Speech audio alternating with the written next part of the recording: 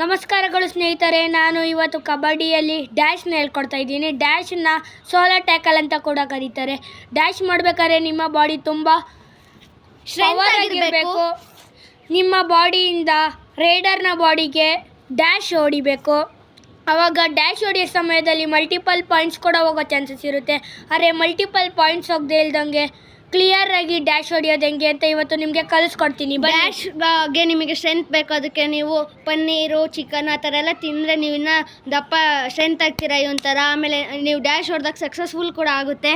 ಬನ್ನಿ ಕಲಿಯೋಣ. ಡ್ಯಾಶ್ ಮಾಡ್ತಾನೆ ಬನ್ನಿ. ಫಸ್ಟು ಡ್ಯಾಶ್ ಮಾಡಬೇಕಾದ್ರೆ ರೈಡರು ನಮ್ಮ ಆಪೋಸಿಟ್ ಸೈಡಲ್ಲಿ ಇರಬೇಕಾದ್ರೆ ಫುಲ್ಲು ಡೀಪಾಗಿ ಹೋದಾಗ ಈ ರೀತಿ ಡ್ಯಾಶ್ನ ಹೊಡಿಬೇಕು. ಅದು ತುಂಬ ಸಕ್ಸಸ್ ಆಗುತ್ತೆ. ಅಂದರೆ ಇವ್ನು ಡ್ಯಾಶ್ ಹೊಡೆದ್ನೆಲ್ಲ ನನ್ನ ಬೆನ್ನು ಮೂಳೆ ಹೊಡೆದೋಗಂಗಿತ್ತು. ಅಂದರೆ ಸರಿಯಾಗಿ ಮಾಡ್ತಾನೆ. ಡ್ಯಾಶ್ಗೋಸ್ಕರ ಇದೇ ಥರ ನೀವು ಸಬ್ಸ್ಕ್ರೈಬ್ ಮಾಡಿ ನಮ್ಮ ಚಾನಲ್ನ. ಮುಂದಿನ ವೀಡಿಯೋದಲ್ಲಿ ಭೇಟಿಯಾಗೋಣ. Thanks friends.